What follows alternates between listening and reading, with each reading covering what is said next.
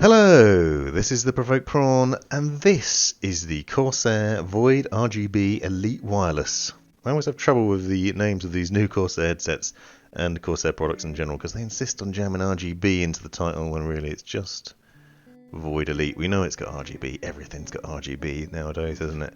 Now this is a review of a gaming headset from Corsair that I've already unboxed, and I've also done a comparison video to compare it with the Corsair Virtuoso, which is a headset that I unboxed and reviewed recently.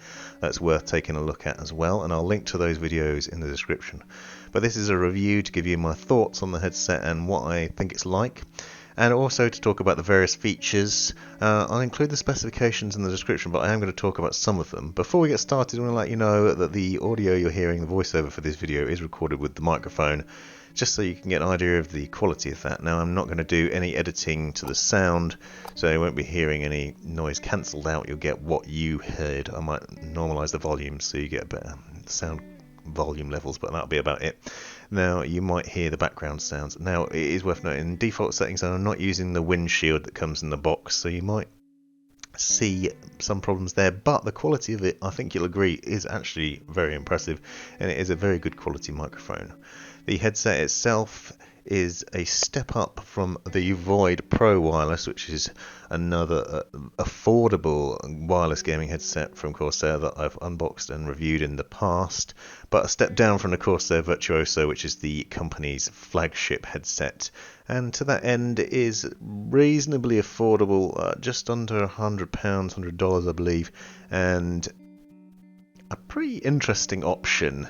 And I'll talk about why it's interesting in a bit more depth. One of the things worth sticking around for is a view of the Corsair Iq software, which I'll stick at the end of the video to give you an idea of the adjustments that you can make to this headset. Now, this is a wireless headset that's designed to work with PC and PS4, and like the Virtuoso, you get the best quality sound on PC. Now, this has 50mm drivers that can deliver a frequency response of up to 30,000 Hz. Now, that's more than your average wireless gaming headset. Most either deliver 20,000 or 40,000 depending on the quality, and the Void Pro, for reference, is 20,000, so this goes higher than that and delivers a better quality audio experience than the previous headset. It also has a number of EQ settings and 7.1 virtual surround sound, a tuned virtual surround sound experience that is actually fairly good and gives a good soundscape when you're playing games. FPS, you can hear people coming up on you and gunfire directions and things like that. And that virtual surround sound, unfortunately, is only available on PC. It won't work on PlayStation, so that's a bit of a downer. However, the quality of the sound, even without it, is very good, and you get a number of EQ settings that are customizable within the software. I find the audio quality on this headset is actually really good, has a good range, it's fantastic for music. One of the points of note immediately is it is ridiculously loud. This headset's top volume would probably deafen you. It goes very, very loud and is impressive in that way. I tested out recently a headset from a different brand that was sound limited and would stop you going above a certain decibel level. This one irks in the face of that and is quite happy to deafen you if you choose to do so. So be wary of how loud you use this headset. Now, a number of really cool features are a flip to mute microphone, which is pretty good. It's a very flexible mic as well. And as you can see, it delivers a pretty good quality of sound. On the side of the ear cup here, you'll see there is a mic mute button and a power button. A single press on the mic mute button, and you'll note that the red ring comes on there. You can also press and hold the mic button to turn the mic feedback on and off. One thing I've noted there is there's sometimes a problem with it. For example, when I was just talking to you then, I pressed that to turn the mic mute on, so I turn the mic off, and then when I turned it back on again, side tone was off, so I couldn't hear myself. Side tone is fairly important with this headset because it blocks out a fair amount of external noise, and that's obviously a good thing, but it does mean if you're not using side tone you end up shouting, which is obviously not something I wanted to do for a review video. So being able to hear yourself is important. However, there is one downside to the microphone I've noticed, is that it picks up quite a lot of environmental noise. Now you might not be able to hear it necessarily, but I can hear when the mic's on the hum of the fans in the room and just a general sort of whistle of background noise, and it's kind of frustrating. Now I could adjust the side tone levels, it could be that default settings with the side tone on, I can hear quite a lot of noise coming back. Obviously if you mute the microphone you get rid of that, and tweaking the side tone settings obviously means you can reduce it as well. It's not necessarily an issue if you're playing games or listening to music, but if there's nothing going on and there's just silence, then you can hear it, which is kind of a nag. The other downside for me is these ear cups, this mesh sort of style ear cups. I didn't like on the Void Pro, and I continue not to like on the Void Elite. I find it a bit scratchy on the face. It's reasonably comfortable on top of the head, but on the side of the head it's on the side of the ears and on the face it's a bit scratchy.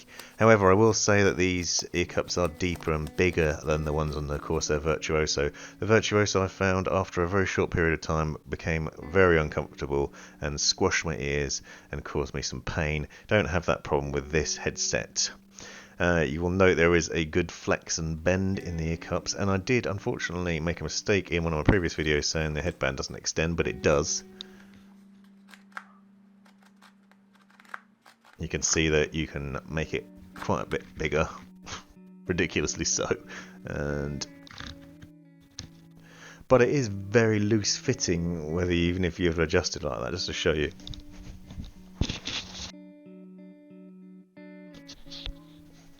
It just comes off. I've just turned the side tone off again.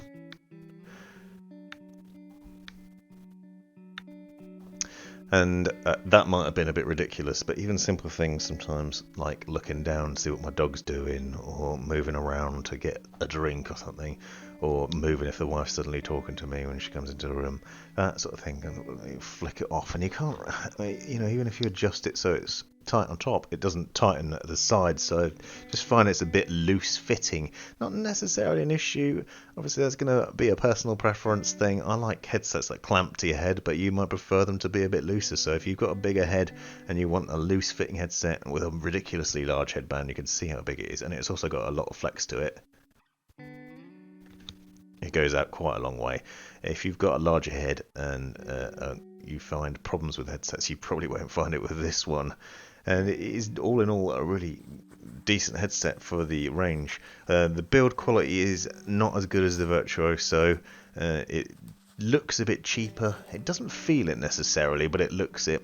You can remove the ear cups, which is a bonus, so you could theoretically upgrade them to something else, like a leather or a velour, if you could find some that fit.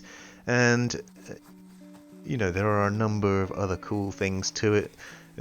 For example, you have an easy access volume wheel underneath here, which I noted in the unboxing video feels a bit flimsy. However, it does mean you can easily control the volume. Also, a quick single press on that will change to the next EQ setting, and you can cycle through them in that way. Pressing and holding it will also turn the virtual surround sound on and off. So there are a number of really easy access settings and features on this headset that make it pretty joyful to use in that way. There's no media control buttons or anything like that, and unfortunately it doesn't have other things like connectivity, Bluetooth connectivity for example, or the ability to connect to your phone with a standard 3.5mm jack or a USB-C connection. It is a micro USB connection to connect to your PC. It comes with a 1.5 meter micro USB cable for charging purposes, which I think is a bit short. It verges on being a bit short, tugs on the ears. It is a rubberized cable though, and one of the problems I had with the Virtuoso was I noted the sound of the braided cable rubbing on my clothes would come in the headset, and I've not had that problem with this one because of the rubberized cable, and it's not too bad.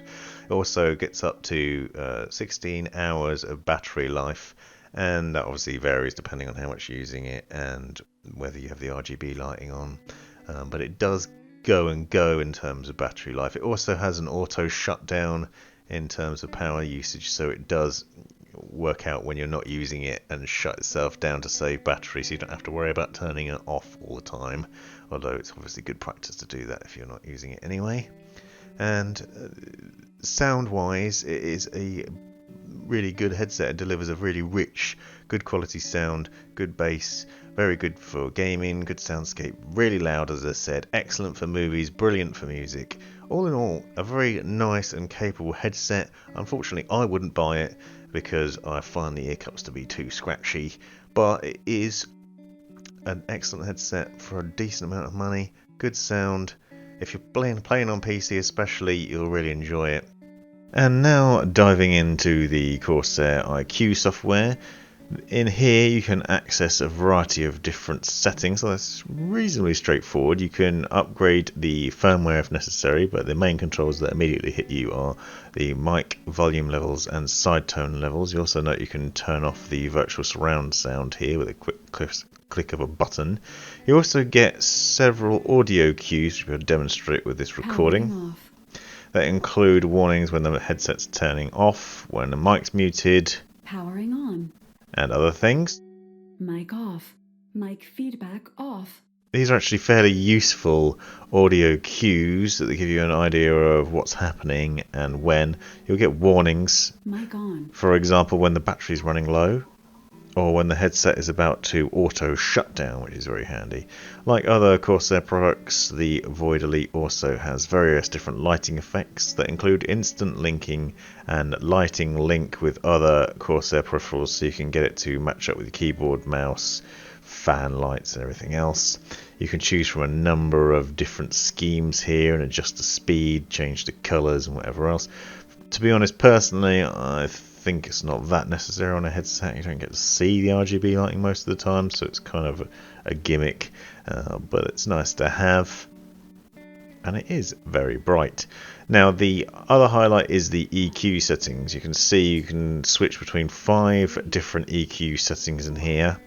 These are the default ones.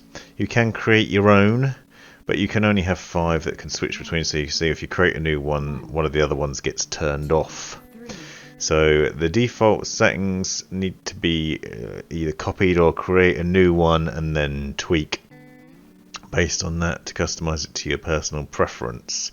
I actually didn't play around with this too much because I didn't feel the need to, because the audio quality of the setup default EQs is already really good. You can see here you can adjust each of the sliders and set them to link together so that they move around together.